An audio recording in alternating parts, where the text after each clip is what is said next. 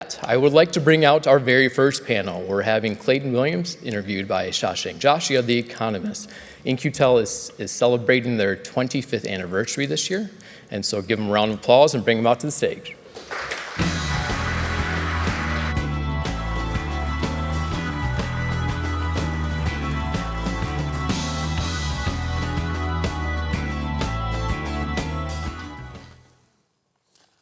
Morning, everyone. Can you all hear me at the back? Great. You know it's going to be a very good conference when everyone just has one name. That's the dead giveaway. We only have 25 minutes to get through a lot, so I'll dive straight in. I'm Shashank Joshi. I'm defense editor at The Economist. I cover military, national security, intelligence issues. Clayton Williams is head of In-Q-Tel in London. I'm going to assume this crowd knows what In-Q-Tel is, what it does, so we're not going to waste our time going through all of that.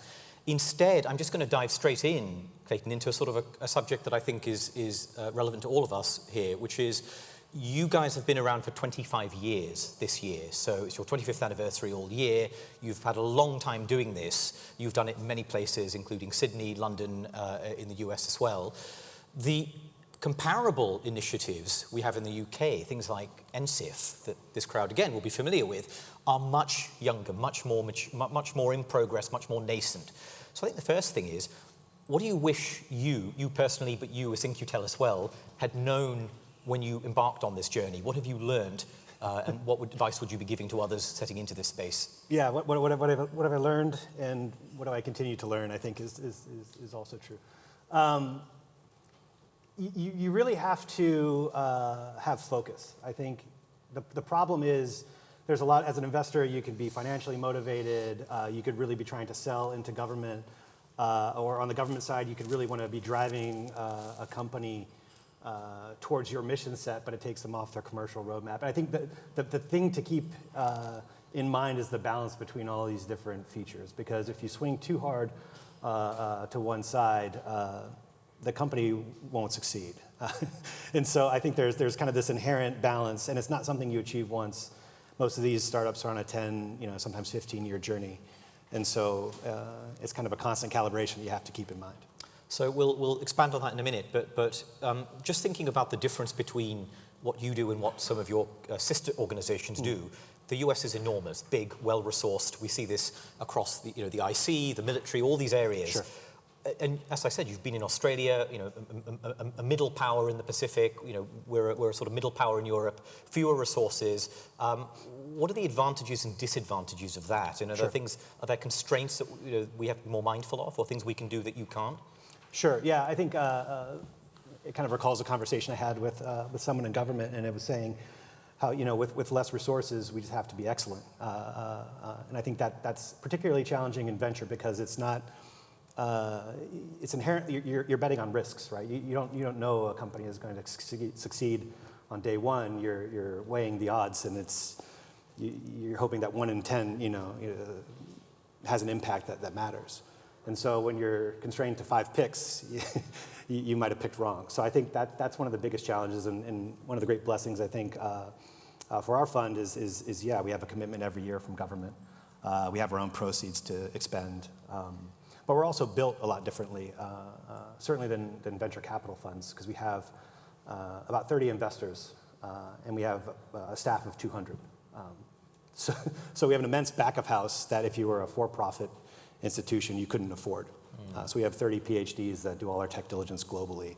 We have a partnerships team that is actively working with government customers to ensure that the technology they thought they were getting is actually delivering on that promise, and if not, let's amend the contract, let's fix it, let's try to adjust. So that immense operations team is critical, I think, in the adoption of technology. Nothing, and I think you've seen it in Ukraine. I think a lot of particularly Western-style platforms and technologies said, we have a solution, here it is, dropped it off and left, and none of it worked, right? So I think that's that connective tissue is so important in what we do. I want to come back to that point on operationalizing the technology at the edge. We'll come back to that in a minute. But just first, the comparison with a normal VC fund and what you do. What are the kind of critical differences in terms of how you operate, how you measure success? What is unique about doing it in the national security space? Yeah, sure. So there's kind of two models of VC. There's the financial VCs and the strategic VCs, right? So we're definitely in the second camp. We want our companies to do well, and about maybe 2/3 of the companies we invest in have a venture track. But we also invest in companies that we believe will have critical impact for our customer set, which is the intelligence community of US, UK, and Australia. Regardless of the financial prospects. Well, it's not regardless, because they need to be in business, right? But yeah, we will knowingly invest if even if the numbers don't add up to 100x return in about 1/3 of the cases. And that's important to keep in mind, because our mission is that integration or that impact that the technology has on our customers' problem sets. And in terms of the sort of people you need, your background is technical. You were at the US Naval Research Laboratory. You did radar signal processing. So, you have a background in some of the technologies and things that you're probably looking at as an investor now. I'm just curious as to what sort of skills, expertise have you found is necessary to do well in this space? We hire from 3 different places. It's startup founders or executives, former venture capital investors, and government. So I fall in the 3rd category. It's particularly useful, I think, to have a technical background when you're in the outpost and you have a smaller team to rely on here locally. In the US, a lot of the deals are fast moving and there's a lot of dynamics, so having that venture capital background is useful as well. But it's really the mix between those things and the water cooler conversations that allow you to kind of work through what's industry normal for an industry or in a given technology. We really rely on the technical teams. And I think that's something that's maybe unique for us is it's easy to know what's interesting in a region or what's excellent in Europe. But it's hard to know that there's 3 or 4 different stealth startups, one in the US, one in the Middle East, one in Asia, right? So having that lens and having an understanding of what's globally interesting is something that I think our customers really appreciate. And in that respect, how important is it to have a presence on the ground? I mean, you said you were in Sydney. Do you need to have people out there spreading out, dispersed, hunting those people out? Yeah, it's critical. And it's a particular challenge here in Europe because there's so many different places you need to be and so many different cultures you need to be cognizant of and aware of and be able to communicate it. I'm trying to do a German deal right now, and it's very, very difficult paperwork at the moment. But yeah, it's hard being a tourist and building the trust that's necessary to be a value-add investor. Yes, yeah. Can we talk a little bit about how you define success? And you talked about the 2 different models and Sure. your willingness to invest even if the numbers always don't add up if there's high impact. Can you say a little bit more about what actually constitutes a success for you? And are there any examples that you think really showcase when the system is working as it should that you can talk about, whether they're your examples or from elsewhere in the field? Yeah, sure. Yeah, we spend a lot of time thinking about metrics, and there's like a double-edged challenge with that. So we try to remain high risk. So we invest in fusion reactors and quantum computers and things that don't have clear capability adoption for government immediately. But they're very insightful and can inform regulation or policy or education so that government is ready to adopt them when they are real. So that's kind of one of the weird things that are hard to put value on. But we try to do about 75% of our portfolio gets adopted. And so what we do is we invest in a company. We suggest changes to their product in some way to make it usable by government. Government takes that and says it sucks or not, right? And then the end state is try to get about half of those companies to what we call an adoption.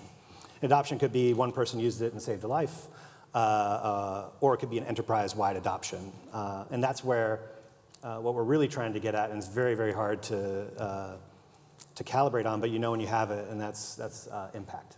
And you can spend a lot of time thinking if it's impactful or not, but it's really obvious when it happens. So early on, we did Keyhole, which became Google Earth. That's impactful. You don't have to talk about it. FireEye, same thing. Even things that I particularly am proud of, Anaconda and GitLab, because as a coder in government, I didn't have access to modern software tools, and these things allowed me to innovate. So even allowing government the tools necessary so they can actually expand the cutting edge, right, is really, I think, where where we can make a real difference. So that's a success. What about the flip side? Where have things gone less well than they should have done or might have done? Well, certainly none of the investment side did. To put a positive spin on it, what have you learned from when things have gone wrong? I think the biggest lesson learned that I've had is that, and I think this more aligns with the government end of the equation. I am not the technologist. I am not the company founder. I am not the CEO. And so you can envision some of this really great impact if they followed your path or your plan. And you can really take a company off schedule, off roadmap, if you ask them to do too much or you change their product vision in a way that's very beneficial for you but not beneficial for the company. So I think the answer is less is more. If you're really trying to construct this complex, web of enhancements to use something, maybe it's not a good fit. Maybe recalibrate on what success looks like and do something easier. Try to do it in phases so the first phase can deliver, and built on that success, you try something different. I think the desire to have impact can kind of cloud good decision making. So a little bit more on impact then. You've probably been to many conferences where very senior people, one-stars and others, are discussing this range, a suite of topics we're familiar with, autonomy, quantum AI, and all these other things. And the question is, how much of this stuff is ever getting getting into the hands of, whether it's an intelligence officer in a remote station, whether it's a warfighter at the edge? How good are we at actually getting the stuff down into their hands, or failing, or conversely failing? I think we as an organization, we're pretty good at getting it where it needs to go. I think the challenge is identifying those users, right? Because those people are very busy. They often don't even know we exist or that the platform exists for them to use. So it's the awareness. I think that's the biggest challenge. And then it's really finding people who actually are well aligned to that product. Yeah. So as an example, I was working with a company that has a cloud infrastructure product, and one of our customers really was excited about it. And in addition to, let's say, the widget that was made, they also wanted this cloud backend. And I had to slow them down a bit, because I said, well, who's your AWS engineer? What's your budget per year? And how do you plan on adopting this thing long term? And they said, well, our budget's zero. We have no person, and we have no plan for that. So we're not doing that. We'll invest in this widget, and that's fine. But you really have to have alignment on what the long-term plan is. And I think that's where a lot of innovation shops fall short, because they're very excited about trialing something and making a prototype, but they don't have any clear pathways or mechanisms to adopt it. And in just thinking more about the users, what's the level of sort of technological and data literacy? I mean, I was interviewing the chief of the US Army staff earlier this week, and he's beginning to put 25, 30 people each year through the US Army War College on tech, on data stuff, still quite at a senior level. Are you finding the users understand what these technologies are capable of doing and not doing? Are they expecting magic? Are they jaded and cynical about government IT? What's the, how good are they at interfacing with you? They're both our customers. And I think the important thing is knowing which customer you have.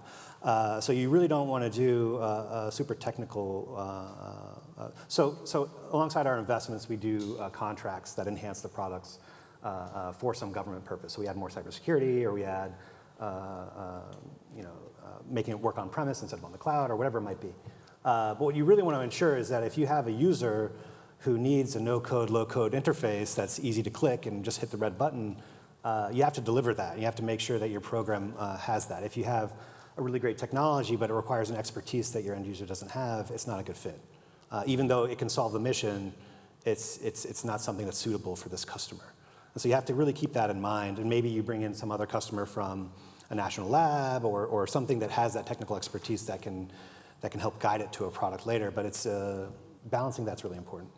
I asked you for advice that you might give to the UK and others embarking on similar journeys or going down this path. A related question is what you wish each side in this business understood about the other, right? What do others need to understand about government? What do you wish they better understood and would help them connect with you? And what do you think you need to better understand about the outsiders? Yeah, sure.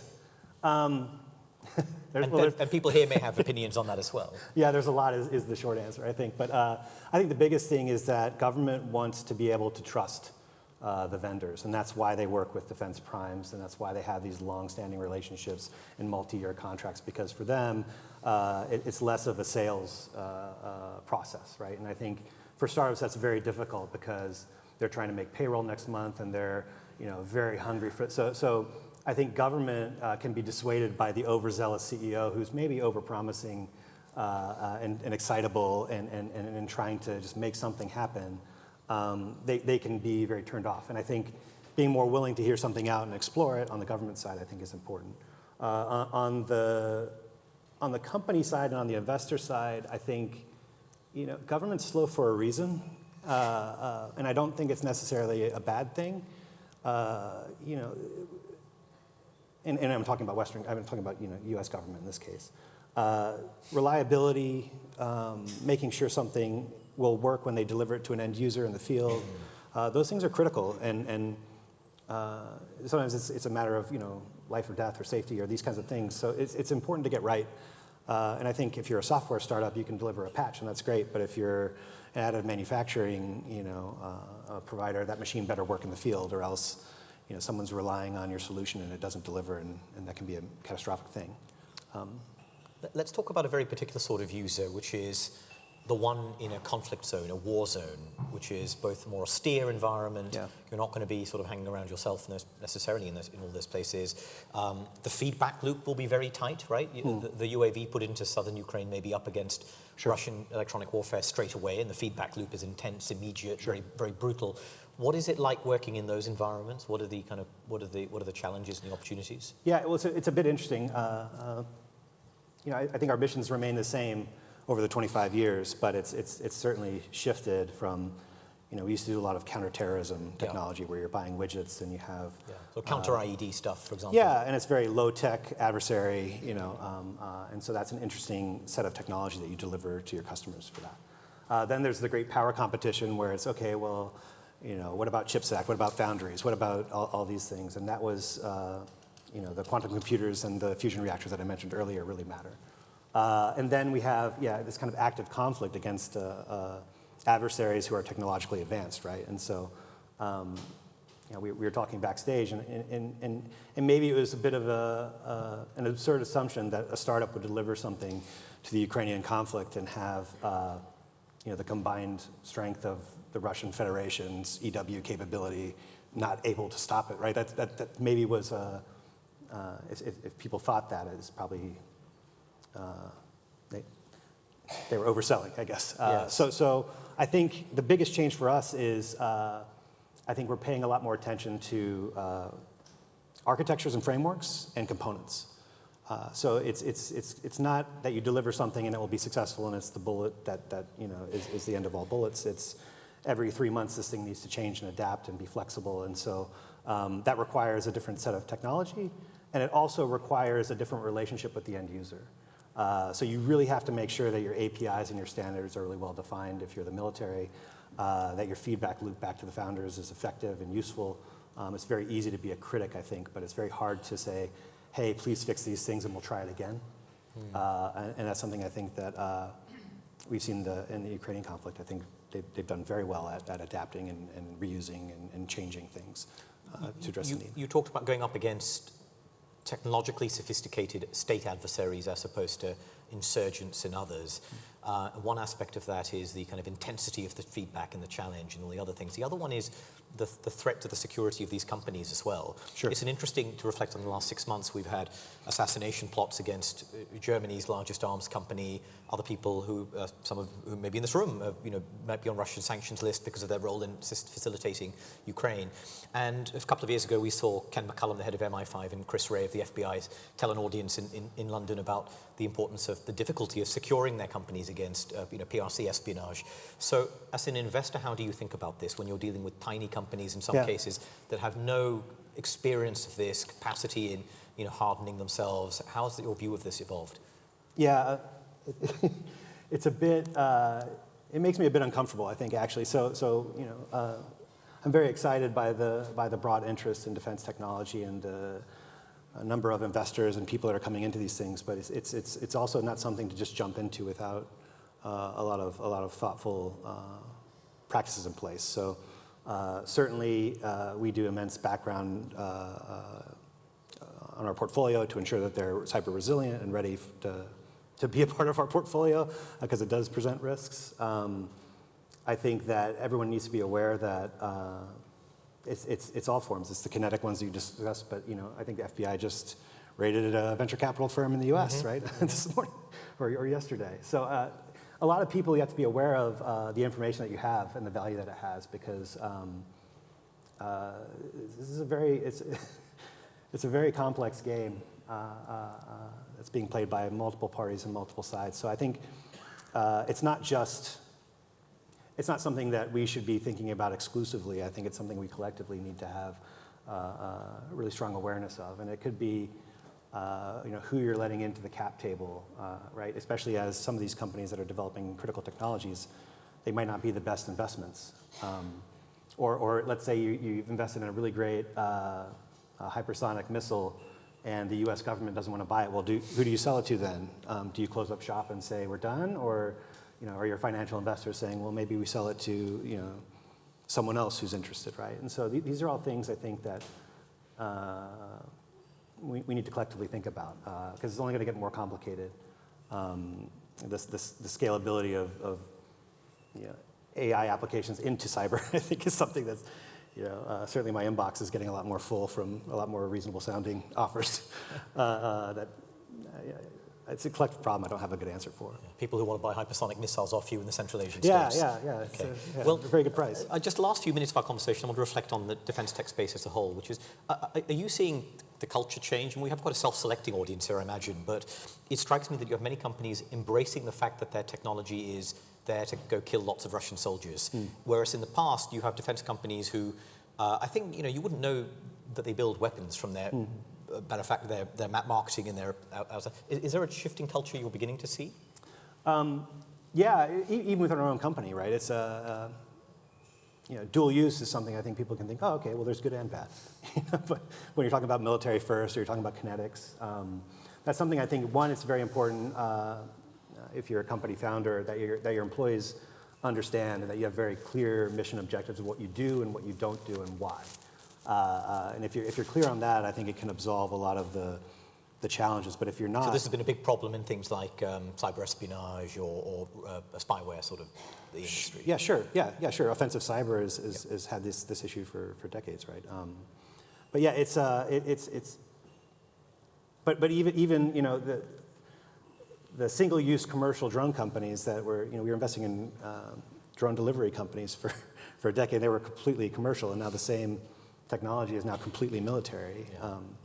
And was your staff okay with that, right? This is something we think a lot about. Yes, and then that sort of leads to the final point, really, which is given the different markets that you've experienced and seen, and as I said, you've been in Sydney, you're familiar with the US. Can you just give us a general sense of how you see the European defense technology and national security technology space? Sure. Where are its strengths? Where are its weaknesses? Maybe you have a very candid and kind of a view of this. Yeah, I think Europe is an incredible place for innovative technology. And so one of the trends we've seen is that we used to just have investors in Menlo Park, and great technology came there, and you started your company there, and that was great. But those were a lot of European founders coming over. And that's happening less and less now. And so it's harder. You have to go to 20 different places to find these aspiring academics or that sort of thing, that these innovators. One of the biggest challenges, I think, is I guess the resilience in doubling down again and again and again. So I often say I have a lot of founders who are happy with living, retiring on a beach somewhere, but very few who want to be on the mega yacht overlooking the beach, right? That's a different level of ambition. And I don't think it's just the founders. I think it's also co-investors. So I think there's a lot of sovereign money in the market, and that has a mixed incentive towards these investors to say, hey, we want to deliver a lot of jobs, or we want to show the impact that we're having for our region, but risking it all to double down again to have a global leading company is something maybe maybe we don't want to risk that again. And that's something that I struggle with here, because that's the business that I'm in. Yes. And so that ambition is something that I think is hard. A lot of product help is needed at these companies. I think the innovation is there. It's the product market fit that can be really challenging. And when that hits on the growth stage and you have a lack of funding, that can just be catastrophic for really great technology.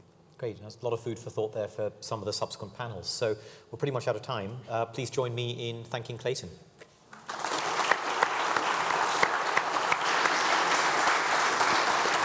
Thank you. Thanks very much.